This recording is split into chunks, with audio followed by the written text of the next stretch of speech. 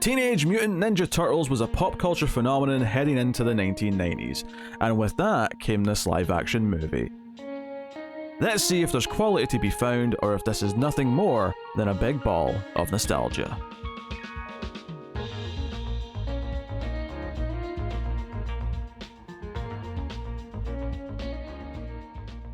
Welcome everyone to the Collector's Cut. I am Peter, and joining me, as always, is David. Major League Butt Kicking is back in town.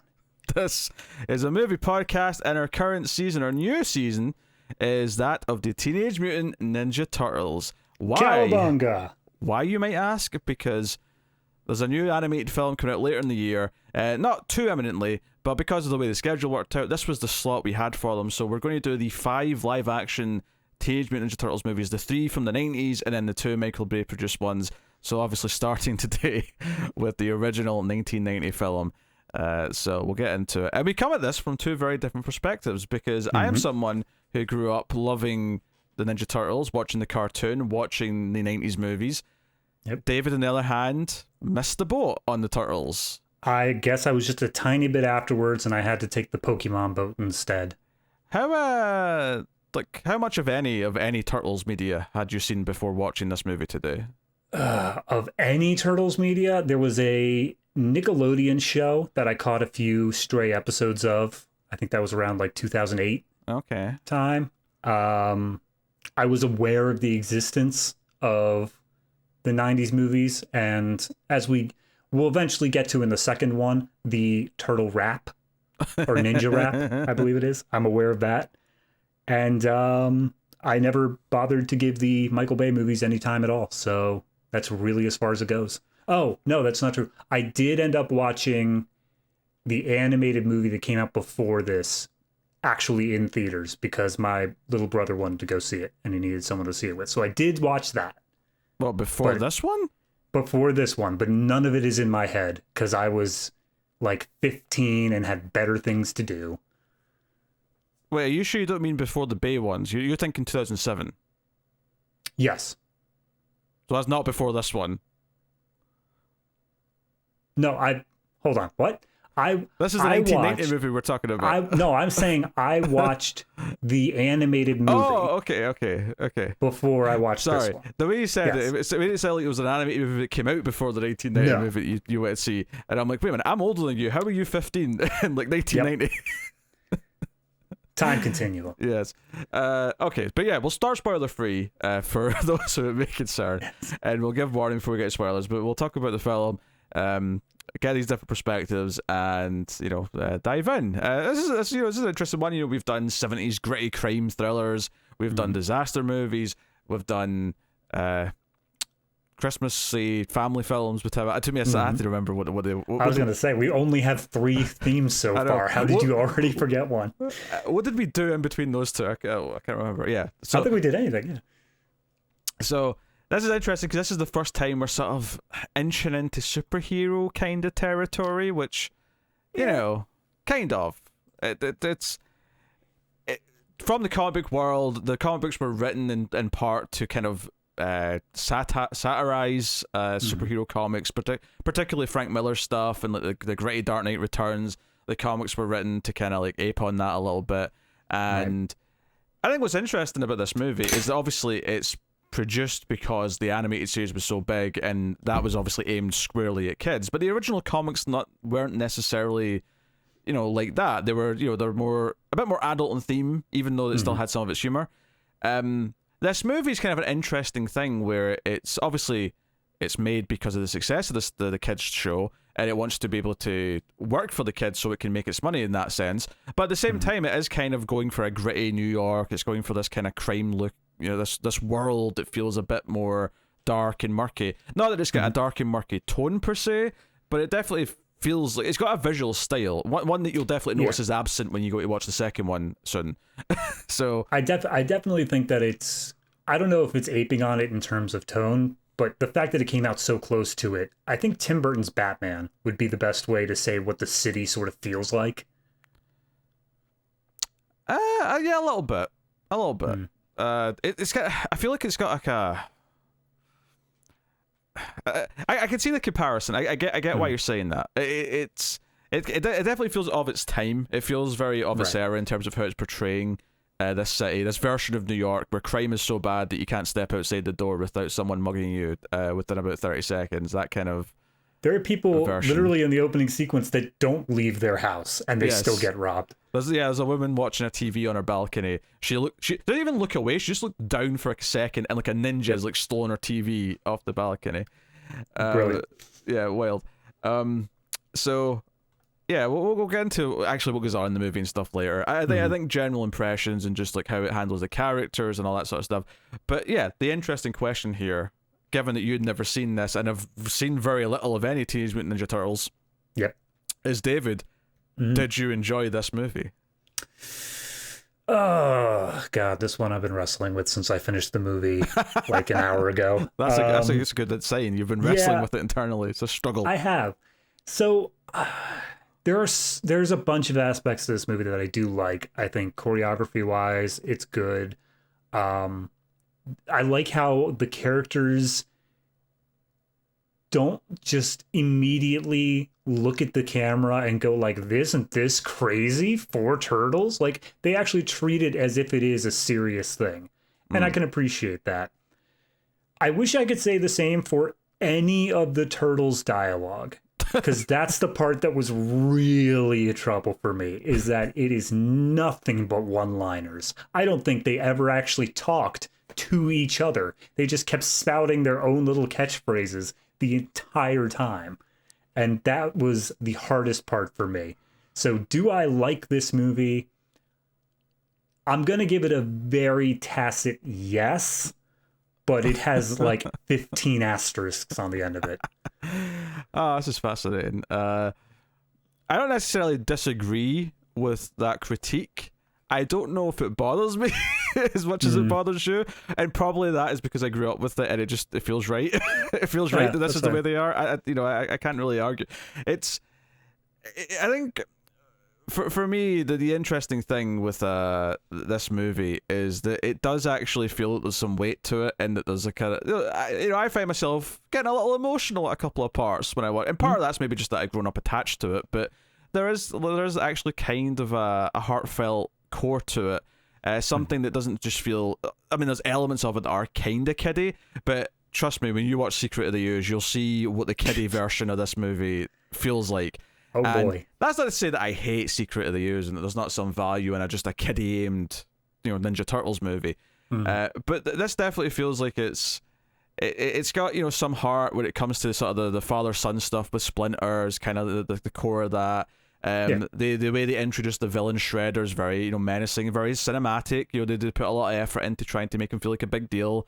I think the challenge of making a Turtles movie, especially one that's only 93 minutes, is you've got 4 main characters in your ensemble group, not to mention April O'Neil, who's meant to be a major character, then Splinter's meant to be a major character, and you're already doing Casey Jones in this movie, which you could have probably saved for a sequel if you really wanted to.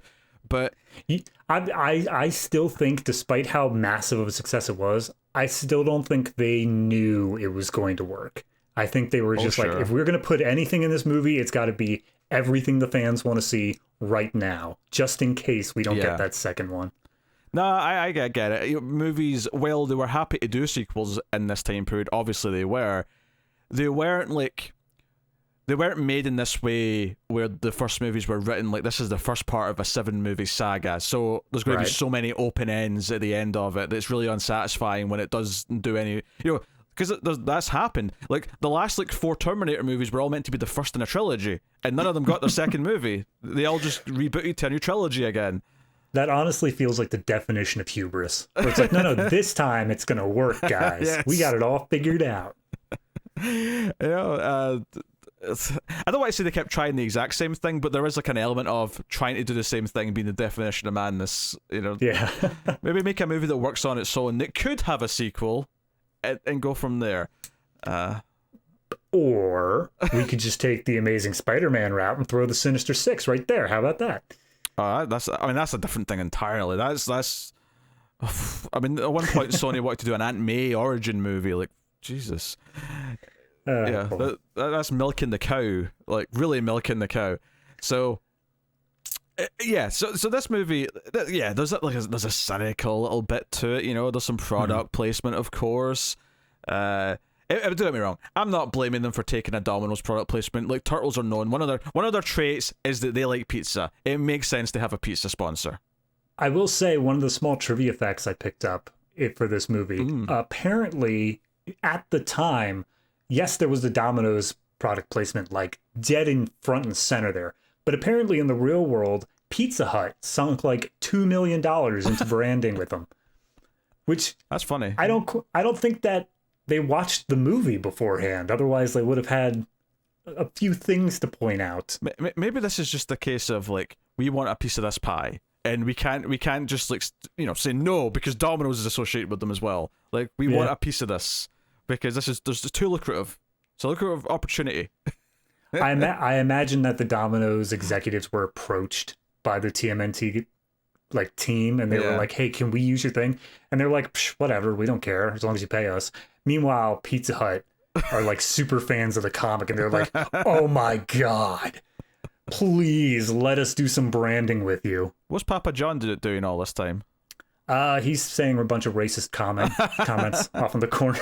I mean, I'm assuming Papa John's existed then. Papa John's only became a thing in the UK like a decade ago, but I'm assuming they existed in the 90s. I wasn't alive then, so I can't say with certainty, but hold on, I'll look it up. I don't know. Papa John's is a relatively new thing to the UK, but 1984. Yeah, we didn't get it till at least the late 2000s, maybe the early 2010s. Fair enough. We just got Taco Bell in the last like 3 or 4 years, so Jesus, what did you guys do on Thursday nights at 3 a.m.? McDonald's. Fair. We had McDonald's, Burger King, KFC, and that was that was the fast food places. Right. But yeah, anyway, so yeah, I find a lot of heart in this movie. It's very endearing. It's very. Like, it is lean. Like I said, it's 93 minutes. It's got a lot of characters. It has to just sort of get through.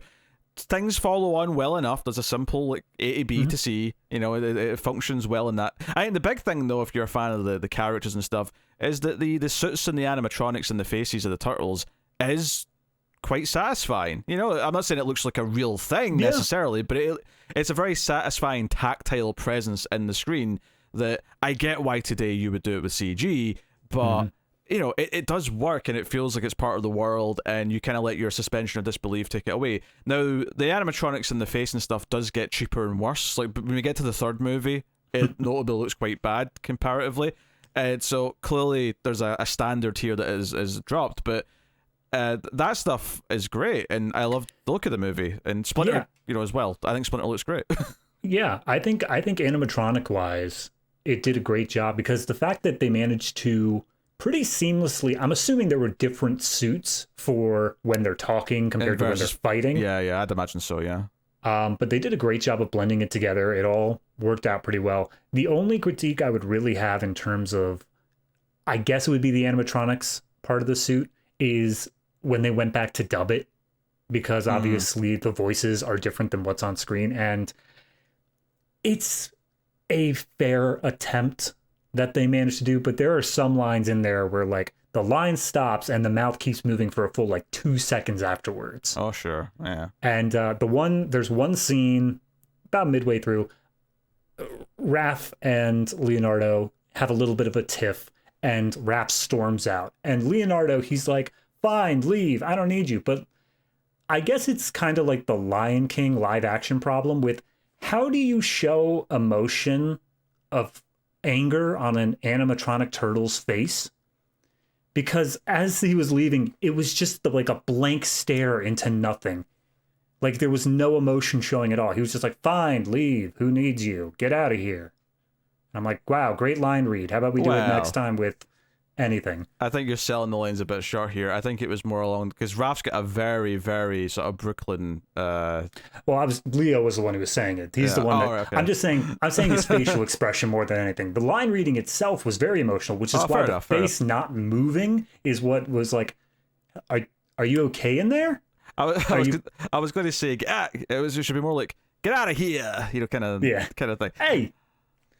Yeah, I think it's. Yeah, that is a challenge. But like again, you're a kid. You go to see this movie. You're excited. Like I think it gets itself over a line, and then having the other characters treat. Yeah, obviously April is stunned to discover mutants because it is a new thing in the world. If anything, she gets over it too quick. If you think about the realism aspect of it, but whatever. Can they just go with it? I don't want to sell this as me being like crotchety old, like why aren't these kids movies appealing to me, a 30-year-old guy? Like, no, I fully understand these for kids. It's just that I didn't grow up with them. I didn't have that moment to it. 100%. If we were doing like Pokemon the first movie right now, which I did see in theaters, I would have the exact opposite tune. I'd be like, oh man, wasn't it so cool when Mewtwo did that thing? I'd probably be shitting all over it if I was to guess. If I was to guess, because I am not a Pokemon kid. And I recognize that it's not high art, but I also recognize that when it comes to this, it's doing a lot of good things. It has a story to tell. It is doing good character arcs for pretty much every character. Nobody really gets bumped out, except probably for Donatello. I feel like he had nothing to do in this whole movie. I think, to me, Mikey and Donnie have always kind of felt like, unless they get focused on, because if you've got a comic book series, which is like a TV show in the sense that you can devote an arc to one of them if you want to over time. But with the movies, I tend to find that Leo and Raph are the ones that the plot tends to come from. They're the ones that, Leo's the leader, Raph's the more antagonistic one who challenges Leo. So a lot of the plot tends to come from them butting heads, and they're the two extremes. And to me, Donnie, he's the expertise with the tech and the sciencey stuff, and Mikey's kind of the goofy prankster, sort of silly one. But they always feel like they're the secondary. In the same way that, like, this is a weird thing to compare it to, but like, and I'm not a fan of this, but if you look at Harry Potter, say, you've got the four houses. The two main ones are Gryffindor and Slytherin, which are the sort of the goody good ones and the baddie bad ones. And then you've got the other two, which are kind of just like, they're the subsections of the other two almost. The Hufflepuffs, the Michelangelo group. And Donatello, he's not really like anything like Raph, but he's kind of the Slytherin in the sense that he's the smarty one. What I'm saying is J.K. Rowling just stole it. Ripped off. She basically looked at the Turtles and then based the personalities of those four groups on the Turtles. That's what I'm saying. I will take that quote and bring it to her Twitter feed. I'm sure she'll appreciate it. Because she takes kindly to any criticism. Absolutely. But no, I get that, and I do think that this is definitely more focused on Leo and Raph, and that's fine. But when I say I don't think that Donatello had anything to do, it's more so that you say he's the tech guy, but I don't think there's a single thing in this movie that differentiated him from Michelangelo. No, that's fair. It's because his skills never get brought up in this movie, which it's just kind of a circumstantial thing. I don't remember if it gets. I think it doesn't, because there's a lot of sciencey stuff in the second one, so I think he gets to shine a bit more as like what his role is in the second one. And maybe that's just like sort of someone had to be, because April obviously gets a lot of good stuff, and she's kind of her human character, and that makes sense. We have a kid, which again, the idea that it's kind of a darker kids movie, but it is a kids movie, so you have a kid that the kids can kind of relate to, and he's got an arc. Danny, the character, he actually does have probably the most clear in your face arc of the whole movie, because he's like he's kind of like going down a criminal path at the start, and then by the end, he's seen the light kind of thing. So, it does a decent enough job with all that stuff. Even Danny and his father have some issues, which is kind of there to sort of go along with the father-son dynamic that we're getting from Splinter and his like sons, the Turtles, and so there's like, again, much like you said when you were talking about the Pokemon movie, it's not necessarily high art, but it is shockingly functional when there is so much dumb kid stuff out there that I don't think is functional, and it's why I don't think this is going to work for someone like you, I suppose, to an extent, but just in general, I don't think this is going to work for adults who didn't grow up with Turtles. You show it to them now, I don't think it's going to necessarily, for most of them, work in any sort of special way. But I think the reason why it still works for anyone who goes back to it when they're older is because it's actually done well enough that if you have that little attachment to it, if you have those fond memories, you're like, oh, this doesn't suck. This is actually kind of good. It actually has that there. And don't get me wrong, I still have nostalgia for the second movie, and it still works as a dumb kids movie. The third one's where we're going to get into some rough ground, right? Some rough territory coming up with that one. But I mean, I'm just, if it starts getting too bad, I'm just gonna turn on one of the many raps that I've seemingly am gonna get through this series. I vouch a lot for this one. There's some emotional beats in here that I actually think play quite well, at least to me. At least I think people who care about the Turtles. It definitely had some moments. Without getting too much into spoilers, pretty much at the 2/3 mark of the movie, I think there was a very solid emotional point. The farmhouse sort of section of the movie gets quite emotional. Exactly. Yeah. I don't have any problem with where it really tries to get emotional. I think that when it pulls back on the one-liners and it does take the second to do that, I think it works. The issue is it's surrounded by the one-liners. Like, that's what gets me. And I know you're saying that that's the way it was on the show, and that's fine. But it's all of them. Like, even Raph, in moments where you'd think he would be like the guy who's just nothing but angry all the time, he's just throwing them out there. Functionally, in terms of dialogue, I thought that was always Michelangelo's thing from an outsider's perspective, where he's the one who's throwing out the cowabunga dudes. But it's just all of them all the time, to the point where their intro scene of them walking in is quite literally them just trying to think of more one-liners. And Donatello throws out like Bossa Nova, and they're like, no, sorry, you sit this one out, Donatello, we'll cover this. I mean, obviously, they still portray Mikey as being the most of that, and that he's the one doing impressions. He's the one who's obviously the most goofy. But certainly, they're making it this thing where, as brothers, they try and out catchphrase each other. It's kind of their thing. So, yeah, I'm not going to say it lightens up for the next one. I'm not necessarily sure that's true, but I think once you've established them, like, honestly, like, we do plan, even though it's not part of this current season, we are going to do the 2007 animated movie before the new animated movie later in the year. We're going to pair it with that as a 2-week thing, because it fits with that more naturally, and we had a 5-week block here to put in the live action movies. I actually think that animated movie probably has the best character, dialogue and writing of any of the movies, and I quite like that film from what I remember. So I'm looking forward to doing that when we get there later in the year. But I think this one has a lot of other things going for it. It's definitely the most interesting as a film, because it has like all this other, like, just the world building and the raw emotion in it is really solid. I think if you took the actual character rating from that 2007 animated movie and sort of paired it with everything else in this, you'd probably have whatever the perfect Turtles movie could be. Yep.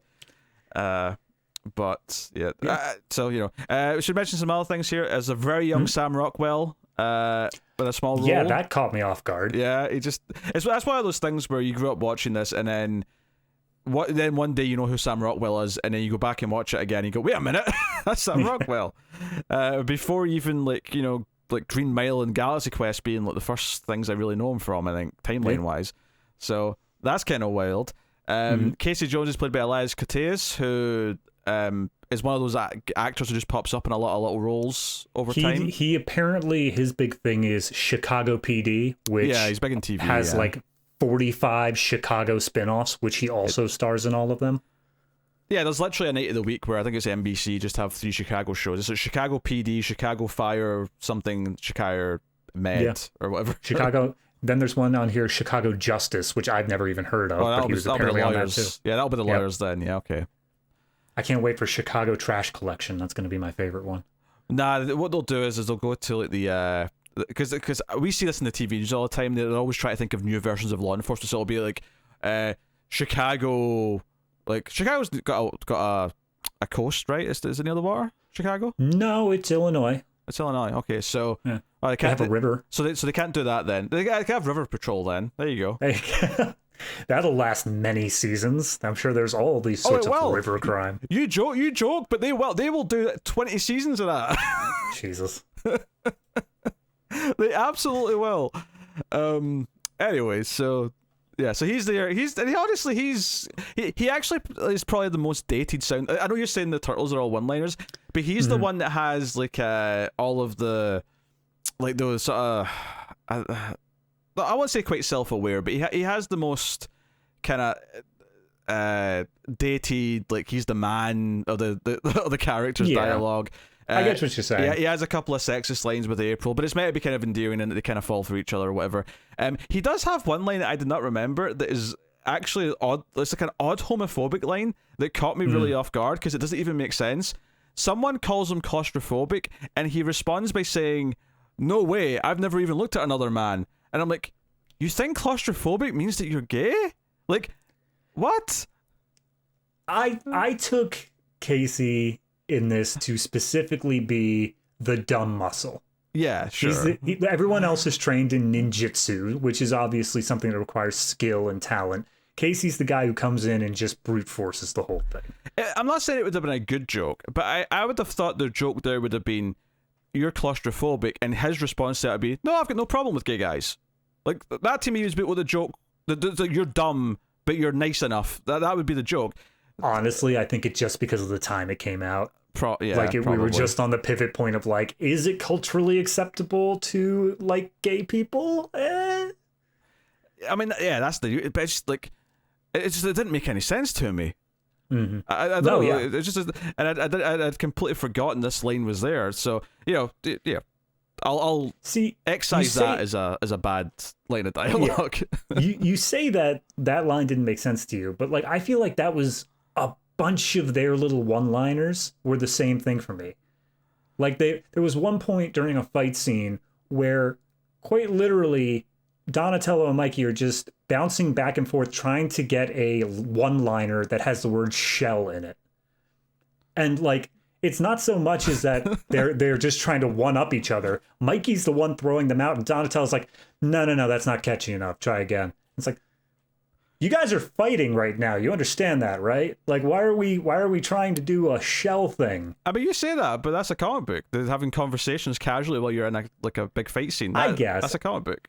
Yeah, I guess it's just my time in comic books kind of showing where I'm more in the era where they take themselves pretty seriously. Overall, I never really had the whole, I was never into the sort of golden age of Amazing Spider-Man where he's just quipping nonstop. But I don't even mean quipping. Like even today when they're taking themselves seriously, like if the Justice League are in a fight, like they'll have a conversation while they're like in a fight scene with like an army of guys. Like, I'm fine with a conversation that's like doing something related to the fight, but it's literally just puns. It's nonstop puns. That's just them turtles. Yeah. And again, I don't want to sound, I feel like I'm coming off of this being like, why am I not getting my ultra serious Turtles movie? I'm not looking for an ultra serious Turtles movie. I'm not. But I do think that a lot of this is super indicative of this movie is for kids. It 100% was marketed and exists for children. And it just happens to be a happy little thing that the directors, that the cinematographers, that the writers also threw in just enough for adults to be like, no, this was a decently made movie as well. Instead of just bright, flashy colors the whole time, it has an interesting tone. It has a good setting. It has a plot that makes sense. And it just so happens that the turtles are walking action figures that you squeeze their stomachs and they spit out another one-liner. Yeah, but here's the thing. I would say that all kids' movies should still be well made. So I think it should still be applauded. It's like, because the way you said that there's almost like, well, since they felt like it, they also made a good movie too. When, like, stuff aimed at kids should still be good. It should still function. It should. I 100% agree. But the question is, do we shame the ones that fail or do we applaud the ones that succeed? I don't think that we should applaud something just because it does what we expect things should do. You know? That's fair. But I think this is more than just doing it. I think this actually does succeed. Okay. Yeah. Yeah, I think it actually does create an interesting world with some menace to it, where the villain's threatening. Yeah. You care about them wanting to, save their father. Like, I think it all functions well. I'm using the word functions because I think you don't expect it to, but I'm saying that to mean that it's working. Because fundamentally, like so much of writing, I mean, if everything functioned the way it's supposed to in all like movies and TV and whatever, then yeah, maybe the standards would get to this like weird place where it has to be exceptional to like, chart or two. But the truth is that at least half, arguably the majority, don't, because there's a lot of bad rating, there's a lot of bad movies, there's a lot of bad things, especially kids stuff. So I think, like, I'm saying functional to make it clear that it's this, I'm distinguishing it from other like kids stuff that's just thrown together and no one's going to care because kids. Yeah. No, I mean, that's fair. I do want to point out, just in terms of, you're saying it works functionally, I 100% agree. But we were talking earlier, just before the recording, about the sort of modern thing with, you know, the wink and the nod sort of character, like the one who they'll play a totally, what should be a serious moment, and then wink and a nod character comes in and just kind of deflates the entire moment. Yeah, the overly quippy modern blockbuster, right. Yeah. I kind of feel that way about the Turtles. And I don't want to get too much into the climax of the movie, because obviously spoilers, but I feel like the entire climax was just that. Was just, they had a big moment, and then all of a sudden it's just like, hey, let's play rock, paper, scissors to see who goes next. I'm like, okay, yeah. But here's the thing. Two points on this. The rest of the characters are taking it seriously. Yeah. Right? That's fair. That's absolutely, I think, important, right? Because the Turtles are who they are. And I think the second point is that this was more unique when the Turtles existed as a movie, right? This wasn't every movie. This was what made the Turtles the Turtles. And because, you know, the modern quippy blockbuster, you know, a lot of people blame Joss Whedon for that, and that's probably fair to some extent. But I like Joss Whedon's work. I know it's not cool to like Joss Whedon that much these days, but his work, like Buffy, Angel, Firefly, I love those things, and I love his dialogue in those. Like I love the quippiness. I think it works when it was just his stuff that was doing that. I loved it. When everyone else is trying to do it in every single blockbuster because they feel like they have to have a quota of jokes alongside things to deflate moments and whatnot, it's tiring. And it's like, you know, one of the things, because the reason why this came up is because we were talking about the new Avatar, and I was saying that I appreciated that it was just like an earnest story where all the characters took it seriously, and it doesn't matter that it's not the most complex thing, but the fact that it can be a little, you know, saccharine, and the characters to take that saccharine seriously is actually kind of nice and refreshing these days. I think this works because the emotional side of this movie is taken completely seriously. Yeah, the Turtles are quipping and they're jokey because that's their characters, but everything with them caring about Splinter, and I don't think, you know, like April just wants to help them. Casey has a couple jokes because but it's not like a self-aware thing. It's more, you know, he just kind of represents this kind of, I don't know, cynicism, I suppose. Yeah. But everything with like Danny and his father, who's like April's boss, like all that stuff is just played completely. Yeah, straight. I think the human characters are probably one of the best aspects of this movie, not just in how they act on their own, but with how they do just take the fact that there are these giant turtles seriously. Like they see this thing and they aren't immediately like, this is stupid as hell. Like, it only took, I think, maybe 2 scenes for Casey to really start interacting. Like, they had a back and forth as they were trying to fix a car at one point, and it felt totally natural for this random dude off the street and this giant mutant turtle to just be doing this back and forth. So I give him full credit on that. Yeah. You know, I love that Raph puts on a trench coat and a hat and goes to see critters. Yeah. Like, that's great. Yeah. Which is notable, another New Line movie who produced this one, so it makes sense. It's one of theirs. Yeah. Although Critters was like 4 years old by the time this movie came out, so that feels like a dated movie reference, but you know. Apparently in the original script, it was apparently going to be Batman 89 that they were going to do, but they could not get. That makes a lot legally. Of sense. Yeah. Yep. What's so funny about that is that obviously not even that much later, relatively speaking, New Line would become owned by Warner Brothers. You know, it's only another decade or so. It's after the Lord of the Rings movies where, yeah, they were a big success, but it kind of led to like New Line bankrupting. So Warner Brothers bought them. So it's kind of funny that the people they were trying to get the rights from now own the company that made the movie, you know, down the line. That's kind of funny. But yeah, that would have been perfect given that the entire point of Turtles originally was to kind of like satirize things like Batman and comics. Oh, yeah. Absolutely. That'd have been perfect. I mean, I'm tell me if I'm misremembering here, but I believe in the original origin story for the Turtles, the goop that they fell in was actually the same toxic stuff from Daredevil. Oh, that might be true. I mean, I've never read the original Turtles comic. I've read like the modern IDW stuff. I just know of like the history to an extent. Okay. But yeah, I think so. Yeah. I just remember hearing that somewhere. I don't know how true it is, but yeah.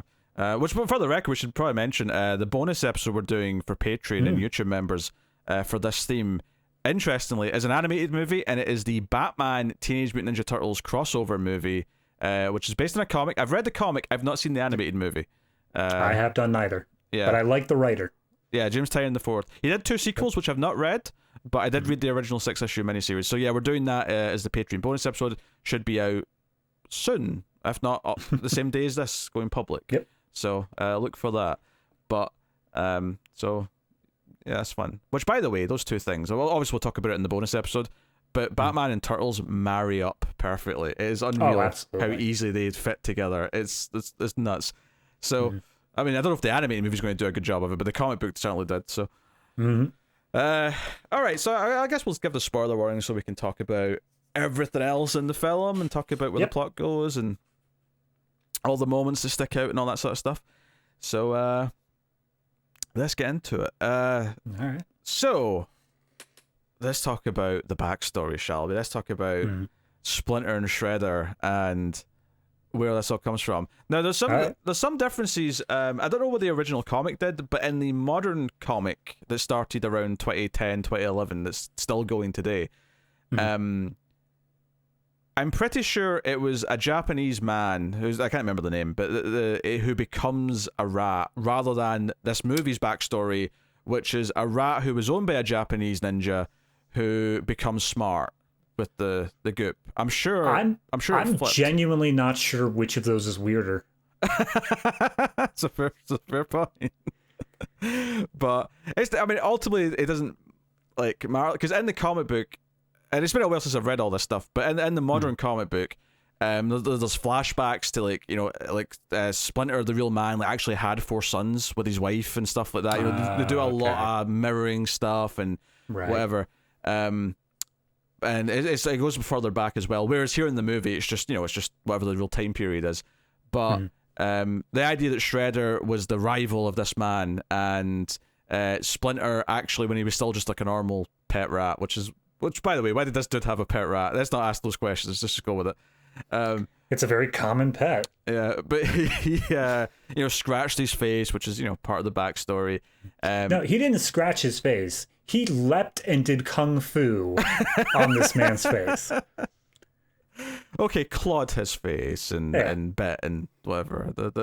But which is actually kind of interesting in the backstory, is that even before he got to the ooze, as it were, which affects him and the turtles in the sewer in New York, he was already smart enough to learn the karate from, which that's a good point. It won't be kung fu, because kung fu is Chinese, not Japanese. Yeah.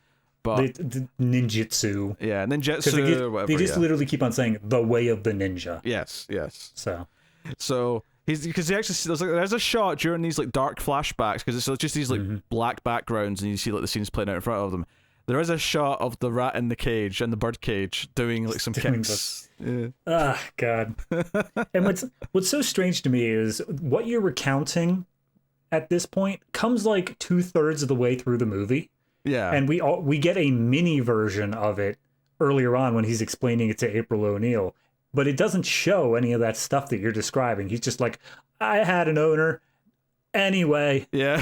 Well, yeah, what it shows you in the early part with April is he talks about seeing the turtles in the ooze and then like them getting bigger, and we see like sort of like, not teenage because they're teenage now, that's the title, but you know what I mean, like the adolescent. Yeah. Like the sizes of turtles, and he's like, and I named them after the Renaissance painters, and Michelangelo, Donatello, Raphael, blah blah.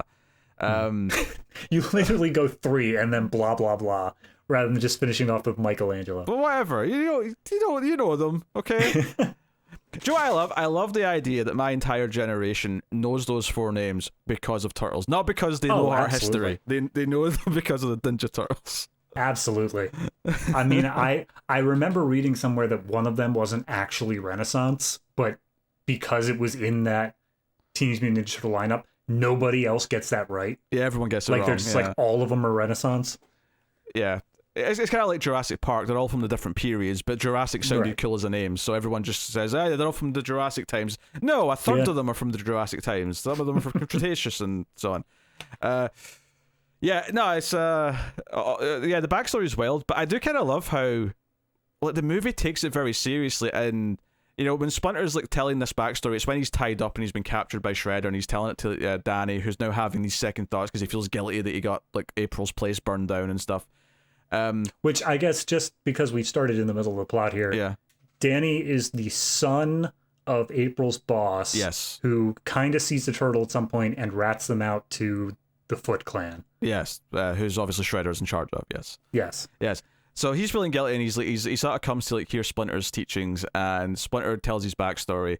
And see when you're looking at Splinter's face, it looks like he's been crying and stuff, and I'm like, I feel a little bit of emotion because Danny's saying, "Oh, my dad doesn't care about me," and he's like, "That can't be true," because fathers care deeply about their sons, and it's kind of obviously it ties to him and the turtles and stuff. The scene that always hits me emotionally though is, and again, this is another thing the movie just sort of throws out there. It takes seriously, and we go with it because it's the way of the ninja. We're already accepting mutant ninja turtles and a mutant rat, so why not? But this idea that through meditation, they can communicate, and that's kind of showing that at the very least Leo, if not all four of them, have ascended to being fully taught, is that they're able to connect to Splinter when he's chained up in the lair, and the turtles are at a campfire near the farmhouse where they're all hiding while they're recuperating, and they sort of have a conversation with Splinter, who looks kind of like a Force ghost above the fire.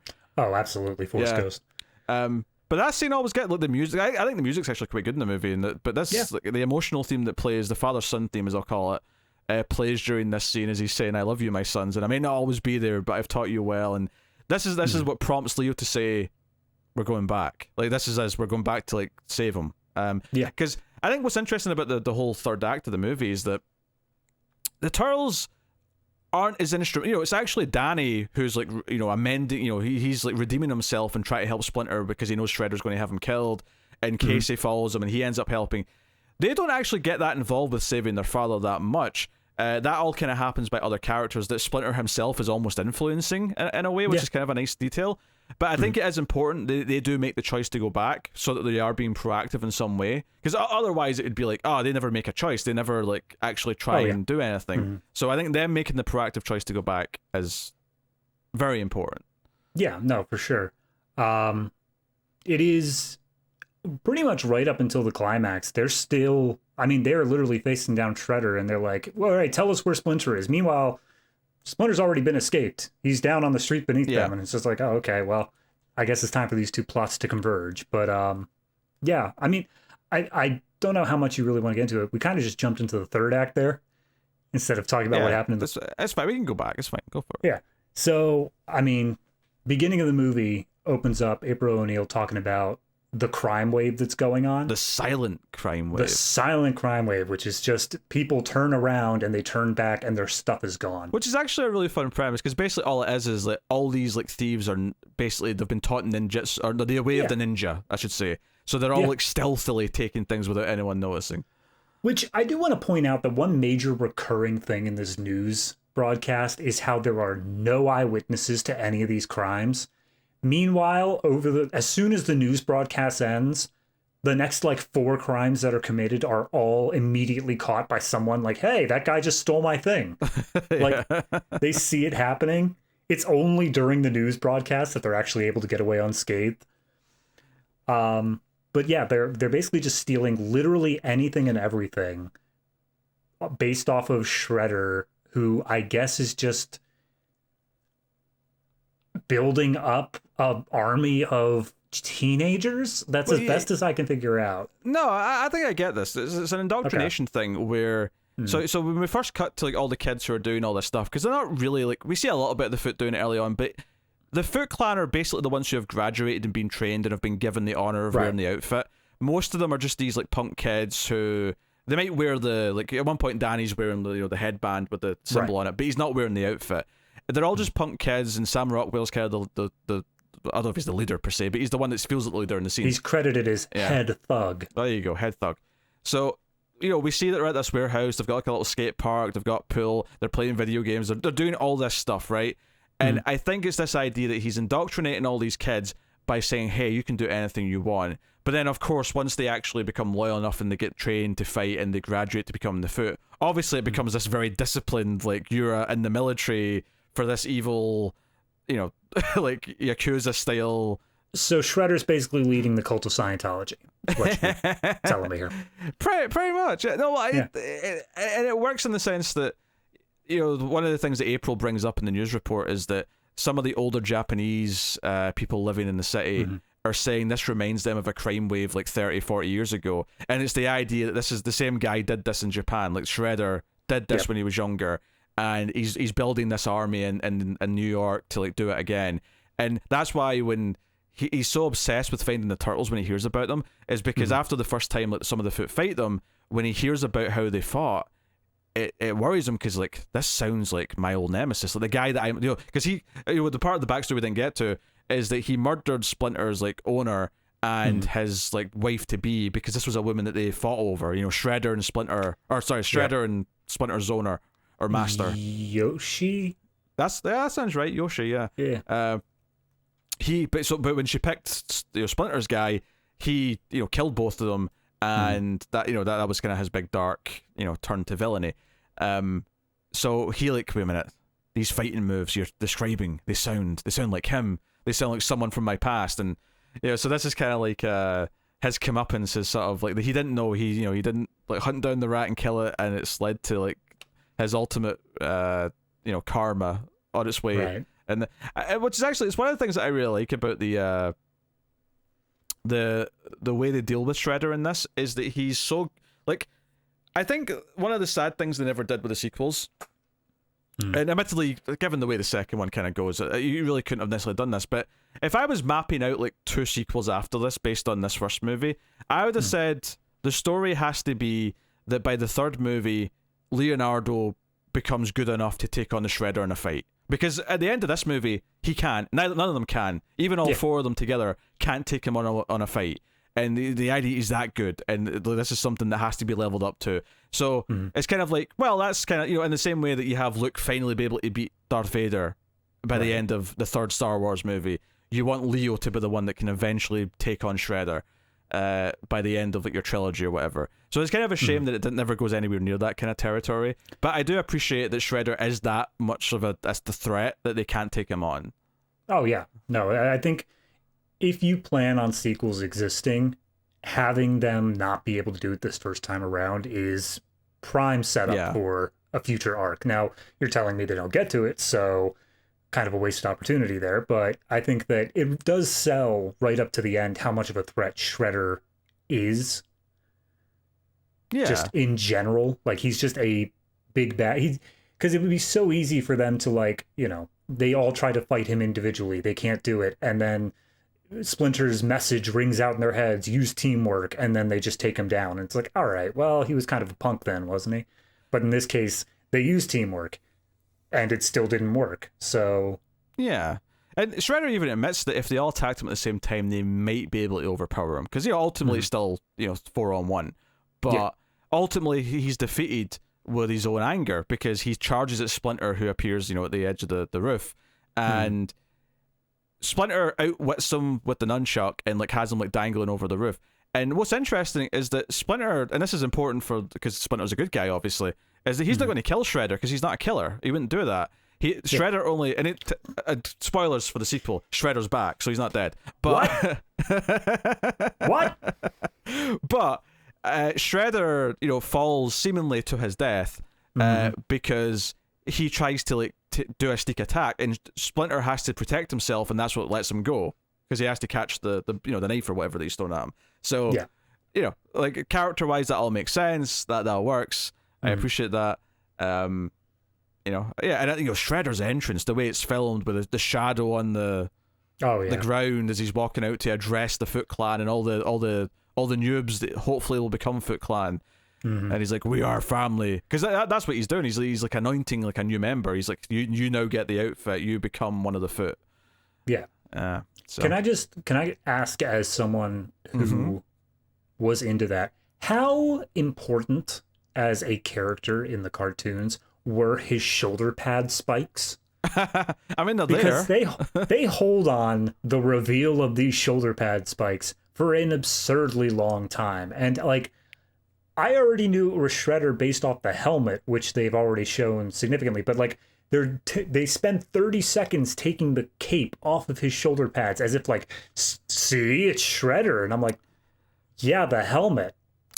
They definitely emphasized that a lot. I'm not sure why, but they're definitely. And I think I actually quite like the guy who plays Shredder. It's kind of an interesting comparison because the cartoon, of course, had Uncle Phil as the voice of Shredder quite famously, and he's very good in that. But obviously, with this and the backstory, and certainly in the comics, it's meant to be a Japanese character. So I think he does quite well in this role. Yeah, I mean, it's fine. My only issue, it's not so much for Shredder as much as a second in command of Tatsu. For whatever reason, they decided that both Shredder and Tatsu needed dubbing. Yeah. And Shredder, he's got the mouthpiece on. You can't really tell that he's being dubbed for the most part, but there's a lot of times that Tatsu is like not hitting the mark on whatever his lines are supposed to be. Yeah, that's an unfortunate choice. I think with Shredder, you can almost say it's like an early version of like Nolan's Bane. Like you got like this kind of sound effect on it. That's fair. I mean, this character, I don't know if he's from the comics, this like second in command, because he's certainly, I don't think, from the animated series.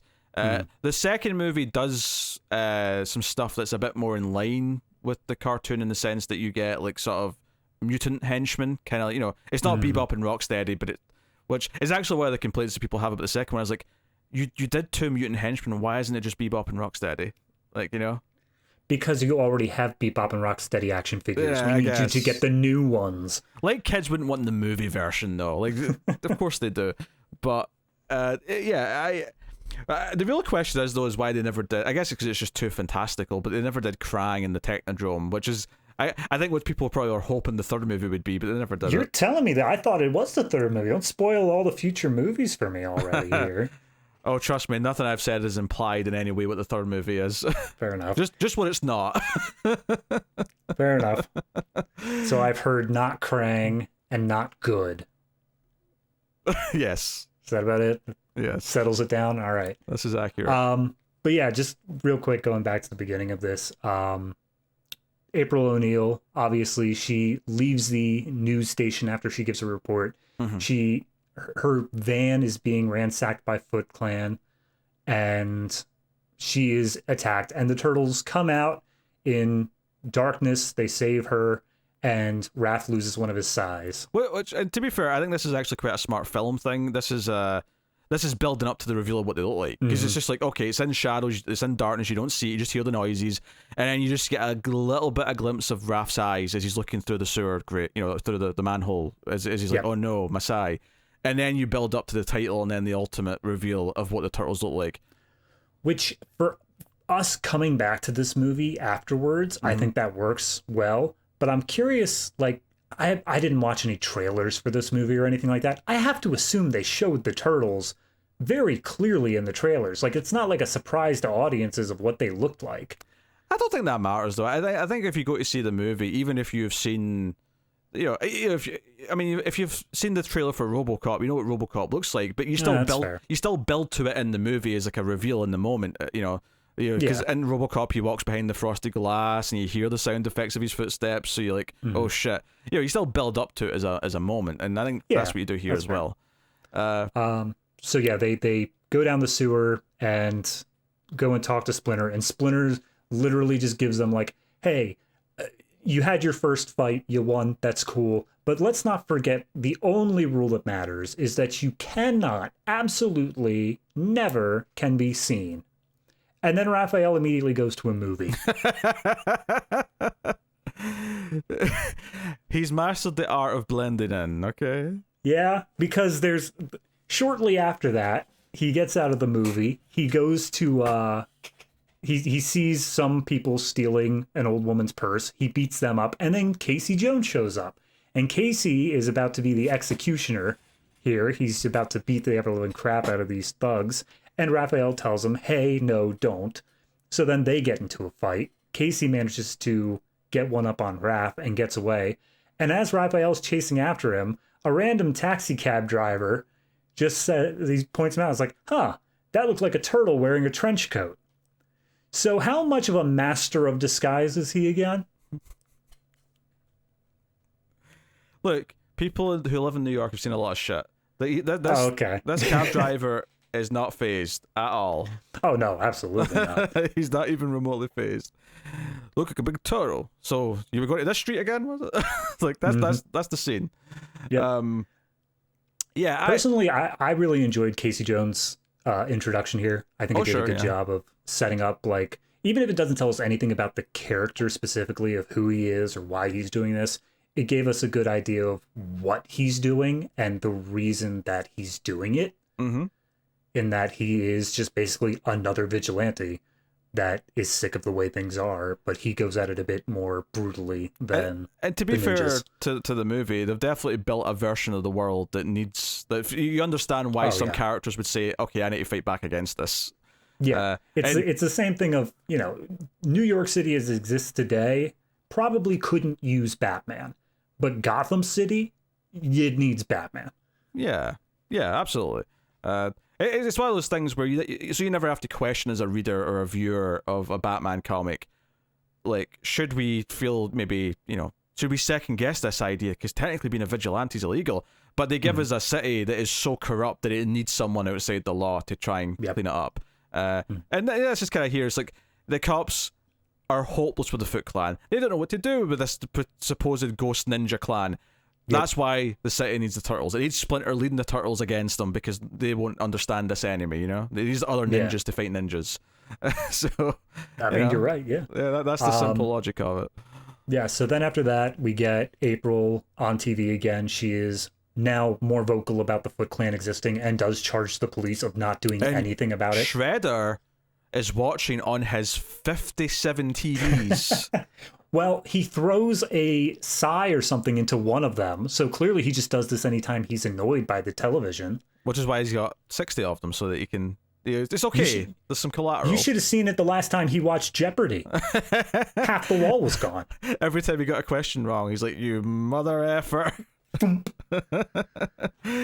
Yeah, nah, and this is, you know, there's some backstory here that prompts some other things, like, you know, the chief of police is mad that she's brought this up and called out the police, and this is how April gets fired because he realizes that they've arrested you know, the news guy's son. He's like, hey, stop your reporter from doing this, and then April does it anyway, which gets her fired. So yeah, there's some little things like these are the sort of things that when I watched this as a kid, I don't think I put these dots together, even though they're simple connections plot wise. I'm sure when I was a kid, I didn't understand any of this stuff. This was like, oh, that's all. It's quite functional. It does work in the background as it explains.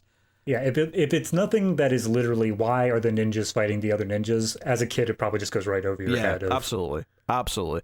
So, but you know, you get the thing where they attack April because Shredder wants her silenced, and Raph is also following April because he wants his Psy back. He's upset that he's not got his Psy. So he confronts them, and because there's too many of them, so he grabs April, who's fainted at this point, and races back to their hideout, right, in the sewers. And April wakes up, and obviously, and that's, you know, this is all, I think, understandable. This is not like overly witty in the sense that I don't think they're being too cute here. I think you have to have some comedy with her seeing the Turtles for the first time and freaking out at Splinter, and then I do want to point out that the very first time we see April, she's walking to her van in New York City. Really want to lay that out. This is New York City. And she sees a rat, and she immediately jumps up onto the nearest crates.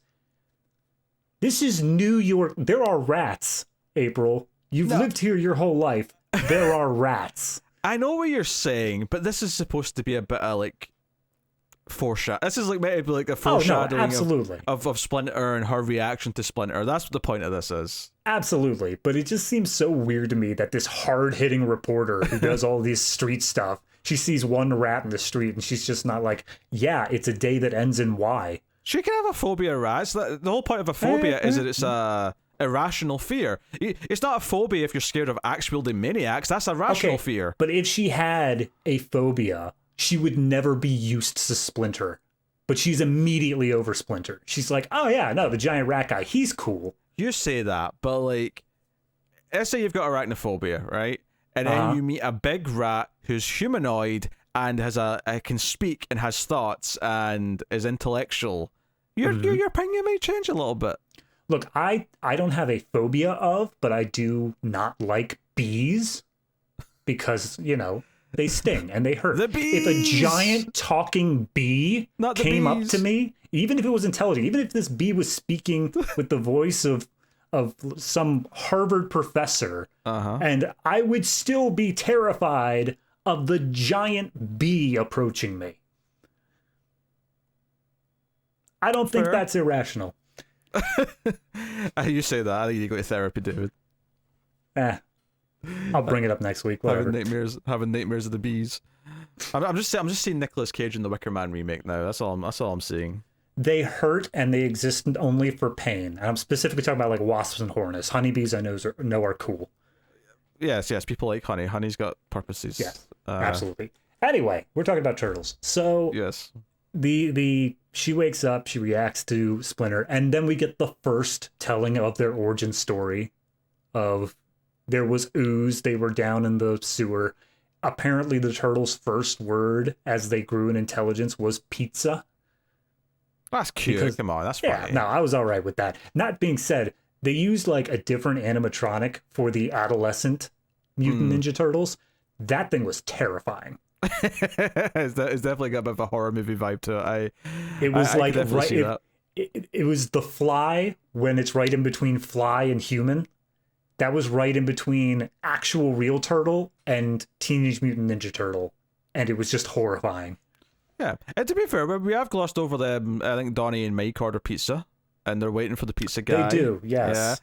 Yeah. And the pizza guy is the Domino's pizza guy specifically is a little bit miffed that he has to slide the pizza through a grate on the ground into the sewer. But they pay him, although they get $3 off because he was a little bit late.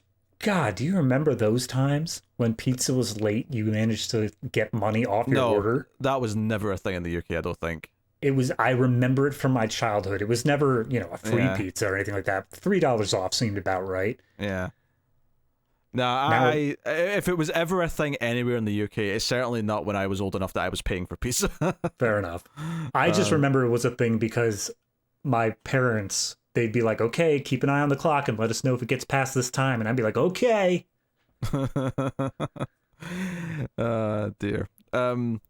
Yeah. But to be fair, I mean, as much as you critique that they're mostly one-liners and stuff, there is a little bit here or there, because even this scene has, like, Donnie saying to Mikey, hey, that thing about Splinter saying that he may not always be here, do you ever think about that? Because that's obviously one of the main themes of the movie. Yeah. So there's a little bit of setup from them in that sense. And I think... in fairness, that line is immediately followed up with Mikey saying, like, oh, he's late, $3 off the pizza. But I think that's a one-liner with a point of that Mikey doesn't want to think about it. Yeah. So I appreciate those one-liners, the ones that serve a purpose outside of filling in the gaps of the action figure. It's a one-liner with nuance. Exactly. There you go. It's beautiful. See, this movie's genius. That's what we're realizing right now. So I'm going through the awards here, and I'm not noticing any Oscars. That's kind of disappointing. Hey, the Oscars have always shunned the more challenging and courageous films of contemporary times. Of course. Absolutely. It did win the Kids' Choice Award, though. That's all right. Kids of the future, they see it. They see through the cracks. Sometimes. Absolutely. It won the Kids' Choice Award for Favorite Animal Star for the 4 Turtles. That feels like a made-up award just so the Turtles could win it. Probably. Yeah. Either that or... it probably had 4 nominees, and the nominees were Donatello, Raphael, Michelangelo, and Leonardo. Yeah, when the Turtles take April back to her place, that's when one of the Foot followed Raph back to their place when he was rescuing April. So the Foot come and kidnap Splinter. Turtles come back and find that and go back to April, and they're hiding out at April's for the time being. And which leads to the fun scene where April's boss is there, and they all have to hide like ninjas so they don't be seen. So there's like a fun sort of like set piece where he's walking around and they're just sort of poking out of places, and Danny's there and he sees one of them for a moment, and that's why he's able to rat them out, no pun intended. Yep. To Shredder. Which, all of this is like him making these choices. He's helping the bad guys, but then when he sees the consequences of it, he sees like them all fighting for their lives, and he sees her place burning to the ground. It's like, okay, all right, he's maybe starting to regret these choices. He's starting to grow. He's got a coming of age story. That's all nice. I think what I like about all this is Leo and Raph have their fight. So Raph's kind of separated. He's up on the roof. Yep. He gets attacked by the Foot first, and he actually ends up. He's holding his own, but eventually there's so many of them, he gets outnumbered, and he goes through the skylight, and he's injured. So I do think there is a nice little bit here where all the other turtles are quite sad, and Leo especially, because he had the fight with them, is not leaving Raph's side because they've got him in a bathtub and they're like pouring water over him because he's a turtle, and that's how he heals. There's two things I need to bring up real quick. Okay. The first of which was when Raphael goes up on the roof. I genuinely thought, because there was like a little musical cue here for a minute, I genuinely thought he was about to go into like the angry dance from Footloose. Because he gets up there and he just starts like throwing punches and doing cartwheels and stuff like that. And I'm like, what are we doing here, guys? In addition to that, he's up on this roof and he gets spotted by Casey Jones, which is how Casey ends up really like joining the group, is that he comes over during the attack. He's doing surveillance on like the roof or something of another building. Yeah. Really do want to point out, though, this is middle of the day, and there are many buildings taller than the one Raph is on. So that whole do not be seen in public thing, it feels like it kind of went by the wayside a little bit here. Yeah. I get that Raph is angry and he's not thinking about it, but like, I'm not it's going rule number to zero. I'm not going to pretend that the whole not be seen thing is just kind of mostly ignored. If I was trying to defend it a little bit, I'd maybe say that Raph's whole character is that he's always rebelling against Splinter's teachings, so he doesn't give a shit. Fair enough. He is pretty much the only one who goes out ever on his own. He's the one who goes to the movie. He's the one who goes up on the roof. He's the one taking all the chances, following April to get his side back when he's not supposed to. Although that does end up saving her life. So it's you need him. You still need that personality in your group. It's kind of the part of the point, maybe. The second thing is during the scene where we see Raphael in the bathtub. I swear to God, they just threw the suit in there, and there's not even a guy. He's literally like, both legs are dangling over the end. He looks like he's just drunk after a party and he's sleeping it off. And it's literally a shot of Leonardo sitting in a chair, like just watching him, and he's so upset and he's so like hoping that his brother's going to be able to pull through. And then it switches to the reverse shot, which is completely flat of him just like a Family Guy pose in this bathtub. And I feel like a comedy beat where it really shouldn't have been. Just with how crazy laid out he was. I was too invested in the moment. I guess. Fair enough. I mean, not so much that, but like when he wakes up and like really was excited that he's okay, like that scene, that hits. Oh yeah, that's a fine scene. There's also a couple of nice, there's a couple of transitions here where April's like drawing like Donnie, or then she's drawing someone else, and it transitions to that scene, and it's like her drawing. I was like, that's a really inventive little thing, because they had to think about that in advance, and it's it's all still. Well, it also comes up with the plot of the whole reason when Danny is about to turn on Shredder finds one of those drawings in his pocket. Yeah, that's right. Yeah, and he's like, "Oh, the turtles are back in town." Yeah, at this point, he's already starting to be like kind of on Splinter's side. And then when he hears that Splinter is going to be killed, that's when he's like, okay, I need to take action and save him. So, he has his journey, journey to like redemption or whatever. Because even little things like he steals some money from April early on at the end of the movie. He walks up and hands her a 20 and says, I owe you that, just trust me. And she's like, what? Huh? I mean, okay, if we're going to talk about Danny's arc here, the one part that I really want to get across is I think the moment that he talks to his dad and says like, hey, look, I'm sorry I did all this. I've been a little shithead. I'm different now. I thought that was fine. But then the last line we actually get from him is, and please, Dad, it's Dan now. I'm like, that's how we've shown you've grown up? Is you just go from Danny to Dan? It just felt so strange to tack that. It felt like he would, if it was anything besides him being named Danny beforehand, it felt like him announcing to his dad that he was trans. The way that he was saying that. I think that's a bit of a leap. I don't think that was intended. It just seems so weird to me that like, no, I'm an adult now, and therefore call me Dan. I think the point of that, right, and I'm not saying it works as well as I'm about to say it, but I think the point of that is the idea that there's been a disconnect between him and his son the whole movie, right? The first time we see them, he's like, he never listens, he never goes to school, he just puts those headphones on when he doesn't want to hear me, blah, blah, blah, right? So they're very different. You know, not that you expect a young teenager to be wearing like a suit or anything, but, you know, the dad's smartly dressed for work, the son's wearing like a music t-shirt and just looks like a bit of a rebel the whole time. I think the point of that little Dan, you call him Dan now, and the dad sort of goes, Dan, okay. I think the point is that he's not understood his son the whole movie. His son's saying, look, Dad, I'm Dan. And he goes, okay, I'll call you Dan, if that's what you want to be. Like, you know, I think the point is that he's accepting what his son's telling him, that this is who he is. I presume that Danny is what his dad's always called him. That's fair, but you literally just described, like, the trans coming out plot line. Like, beat for beat.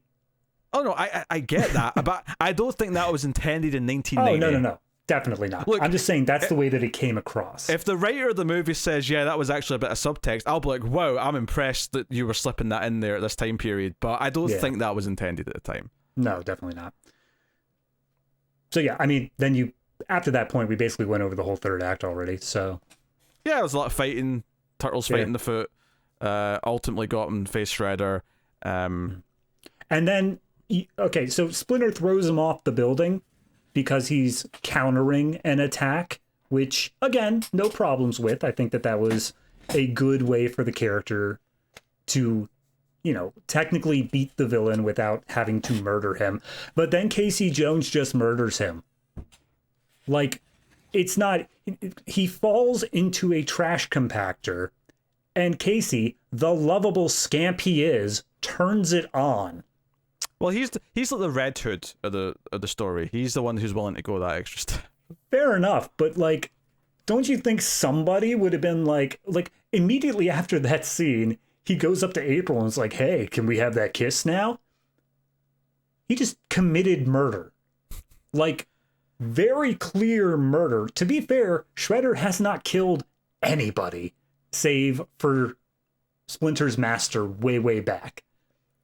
That's still murder. Doesn't matter. There's no statute of limitations. I get. Okay, well, what's the whole Batman line? If you kill a murderer, the number stays the same.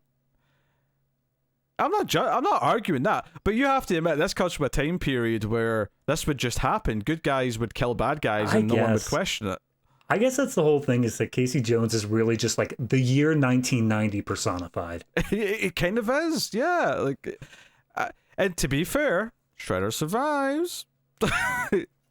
Shredder survives only because they needed him to. Otherwise, he died in that trash compactor.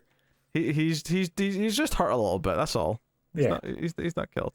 I mean, I suppose you could look at it this way: that Casey. I mean, is it clear that does Casey know that he's still alive?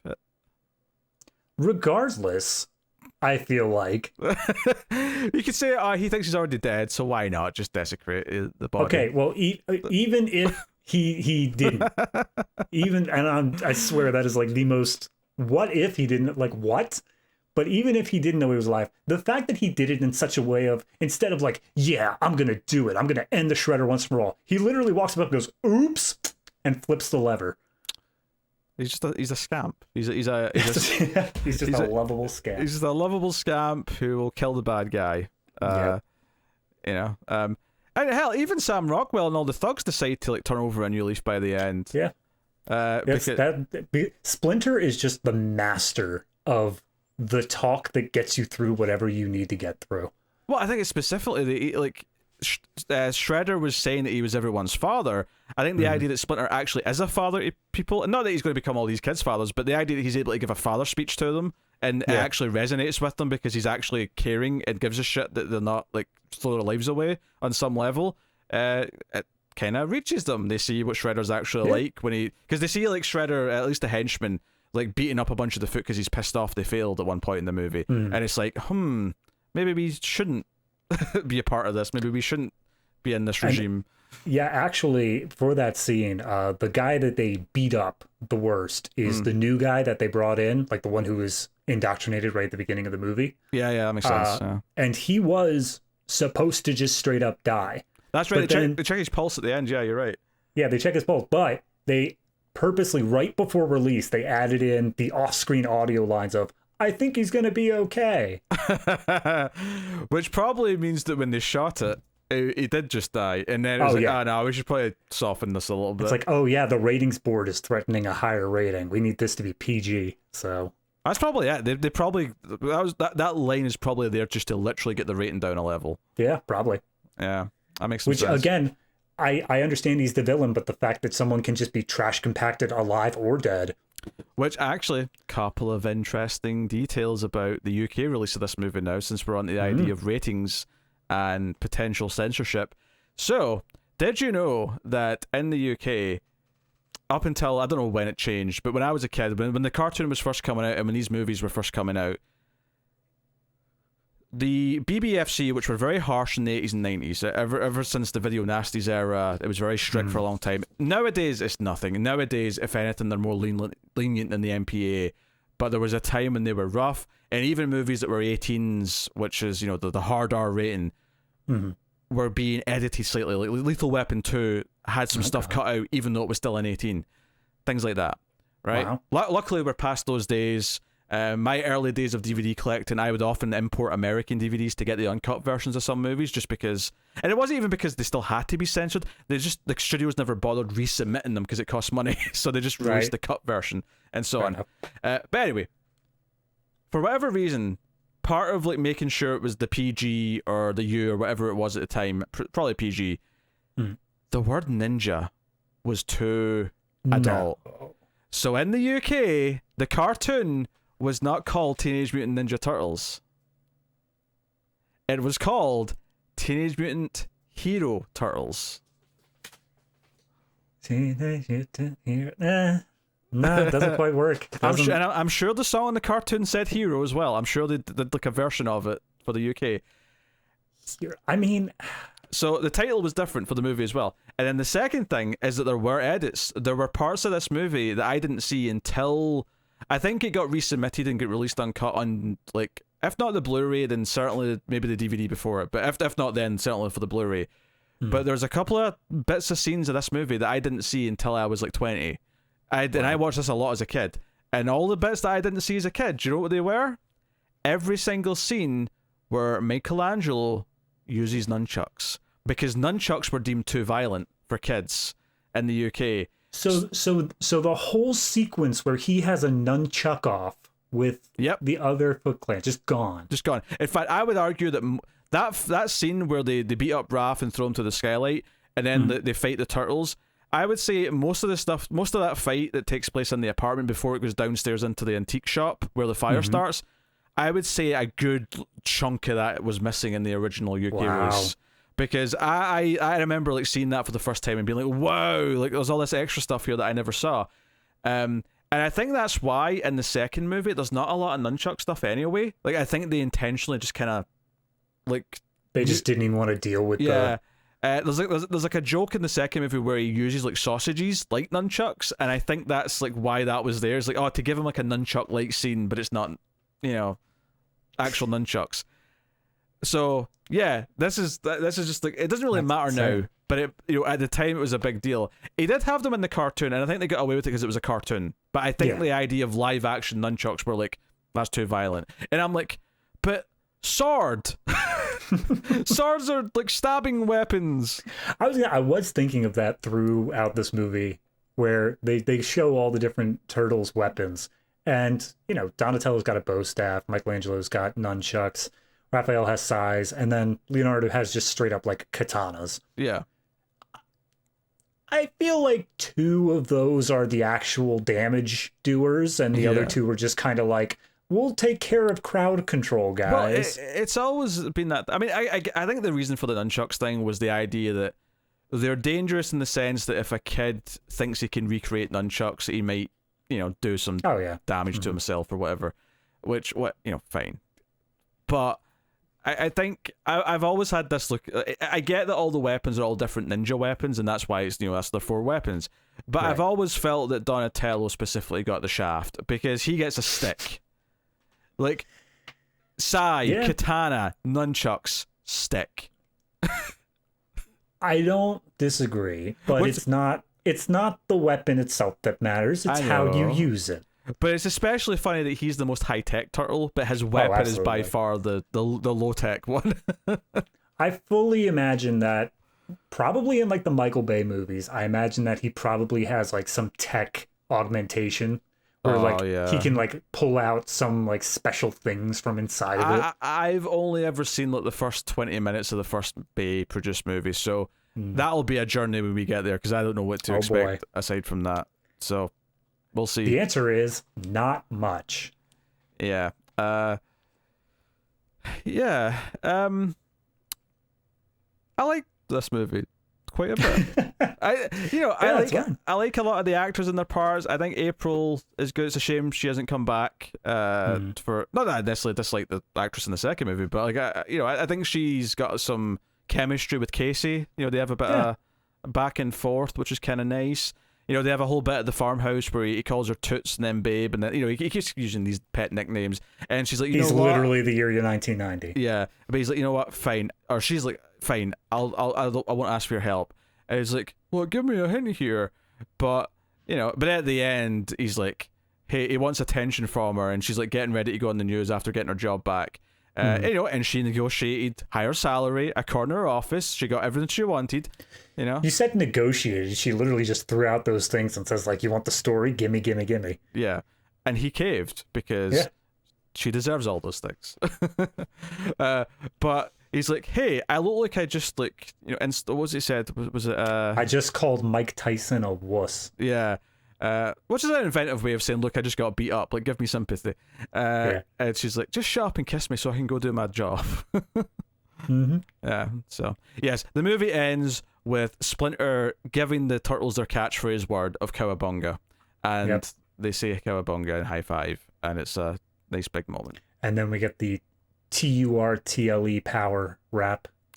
Yeah, this one's not as memorable. The one from the second movie is much more memed and remembered. Apparently the one that's most memorable in this rap, and I purposely got to the point where they said it, about like 2/3 of the way through the song, they're recounting the names of the turtles, and they're like, yeah, Leonardo, Donatello, Michelangelo. Also, there's one more. Raphael's the leader of the group. Yeah. That's factually incorrect, but okay. It was, but it was in the official song TURTLE power, so... Don't worry. Vanilla Ice will fix everything. Okay. In the next one. That is the first time that sentence has ever been uttered. Vanilla Ice will make it okay. Don't worry. Yep. Don't worry. I look forward to talking about Secret Years, but I think, don't get me wrong, part of the love for this movie is nostalgia, but I think it is shocking how much of it does work and how much of it feels like it's got an identity. It isn't just like a kid's movie. It feels like it has like an its own visual identity, and that's great. And I think you can still applaud it for that. And I still have like nostalgia for the second one, but the second one is definitely a dumb kids movie that you're going to have a lot more understandable problems with. I mean, here's the thing, but now I've been primed for it, so maybe it'll just slide right off my back. Maybe it'll just be like, they say dumb things sometimes. Don't say like a turtle. Don't say like a turtle. Don't do it. Like a tortoise. Yeah, Pete like a tortoise. Anyway. We just reenacted that scene in Dark Knight when he's going to say like a bat, and then Lucius Fox jumps in like a submarine, Mr. Wayne, like a submarine. Yep. Jesus. That's what just happened there. I mean, I'll take being Bruce Wayne in that counteraction. I'm good with that. Now, is it high art? Is it like, does it rival the Dark Knight as comic book movies go? No, of course it doesn't. It's not that deep. But I think it's a good time. I think if you have fond memories of it, go back and revisit it. I think you'll be surprised that it holds up surprisingly well, and have a good time with it. So, yeah. I mean, I basically agree across the board with everything you said. I do think there are good elements to it. For me personally, I just felt, having not grown up with it, having not had it in my life from a young age, I felt how much it was just aimed at kids in terms of the Turtles dialogue. And yeah, it's a kid's movie. That's fine. It's going to be that. But as a 30-year-old experiencing it for the first time, it's going to be the same sort of thing as if I watched any kids movie that came out within the past like 5 years anyway, where it's going to have jokes that just aren't aimed at me, and that's fine. Do you know what I think's interesting about it though? Is I do think that not that the idea of like something being aimed at a lower audience changes over time, because it isn't. Like the sensibilities you're going for are kind of similar, but I do think there is something like where if I watch another kids thing from this time period, I think it might click with me a little bit better, just because the kiddie humor it's going for was the kiddie humor when I was a kid, as opposed to the kiddie humor of today is like so alien to me that it's just stupid and I don't get it. I don't understand it. Like, you know? Yeah. I think that makes sense, because I mean, if you look at humor of things from like modern Cartoon Network shows like Adventure Time or Chowder, stuff like that, they are very different to the humor you get in like Transformers. Yeah, absolutely. Like, I think I will inherently get something, as long as it's halfway decent, I will at least see something in it from this time period more than something modern, just because it's harkening back, even if it's not something I specifically watched or was a part of at the time, it's still harkening back to a time that I recognize somewhat, whereas I think kids stuff now just doesn't work for me, unless it's something that is smart and works for both a young and old, like a Pixar movie or something that does actually have some more to it. But it's an interesting thing to think about. So, all right, rate Teenage Mutant Ninja Turtles. Okay, so trying to keep my scoring here consistent across all the different franchises, I'm going to go ahead and say that this one is a 7. I think that it's a solid, it's got a nice setting to it. I think many aspects of the world work. Obviously, it does have some flaws. I've been talking about them consistently this whole time, so I won't restate them here, but it is, in the end, a kids movie that has just enough going on for it that I think it manages to break out of being just a kids movie. It manages to get into, now it's a film within its own right. It's doing its own thing. And maybe it's not for every audience, but you can at least appreciate that the effort was made. I can't speak for all the fans, but I have to imagine that if you were an adult fan of the Turtles comic books when they came out, that this movie probably worked for a lot of them. I mean, it depends, because I know that when the comic first started out, it was making fun of the grimdark. Like, it was making fun of Frank Miller in the regard of, by the time the cartoon show hit, it was the polar opposite of that. I mean, certainly compared to the cartoon, though, I think this is much closer. If you're the fan of the cartoon, the only thing I could think you would have a complaint with is how Shredder's not laughably like just a villain of the week sort of thing. He is actually menacing, but damn those turtles! I think that that's a plus for the movie, honestly. Oh, absolutely. Yeah, no, I agree. All right, so you give it 7. I think if I was being completely objective with it, I would say 7 is the right score. But I'm going to let my heart take it a little bit further. And? I'm going to give it an 8. All right, full point. It's getting a bump because there's a personal, nostalgic meaning to this. And scores are subjective. I always say they are. This is, and not all things, even though technically they're on a scale, not all 8s are equal, not all 9s are equal to each other. Just because I'm giving this an 8 doesn't mean I'm saying it's only half a point in actual objective quality from, say, Dirty Harry, which got like an 8.5 from me. I'm not saying that, but I am saying this is an 8 out of 10 because it means something to me, and it actually is pretty solid at what it's doing. So, and then I would say it makes the cut. I don't know if you agree with that. I think that's simple. I would not say that it is an all-time classic where it's just the greatest thing to ever exist. It's not our highest tier, but it very easily makes the cut. I don't think we've had a cut above yet. I'll be very excited when we finally get to give that distinction out. That's TMNT 3, for sure.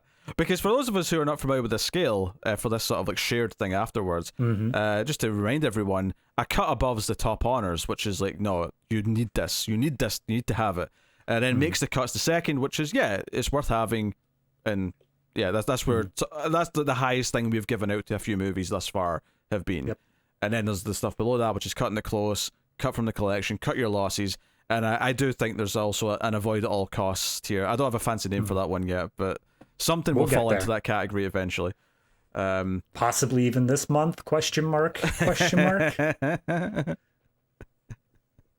There's like a really dark version that I could go with, but I don't want to make a suicidal joke, so okay. I don't want to make that the official term, but that's where my mind went for a split second there. I was like, yes, you know.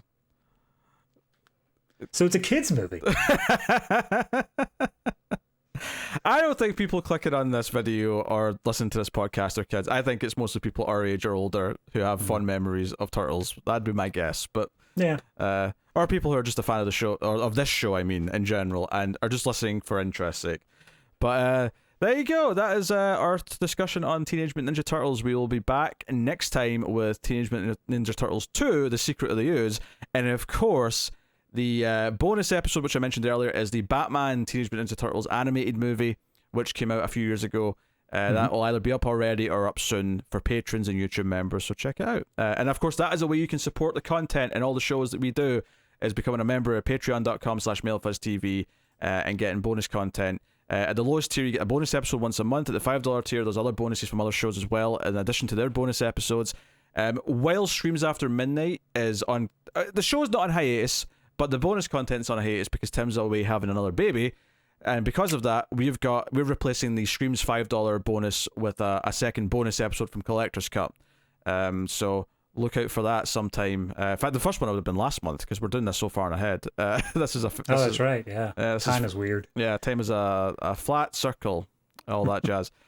So make sure you check out those things. Of course, you can support us by just commenting, liking, subscribing, sharing the video or the podcast out. Rate us on the podcast app, 5 stars, all that sort of stuff. Helps us out a lot if you do. Give us a review. But yeah, thank you for joining us, and hopefully you enjoyed the show.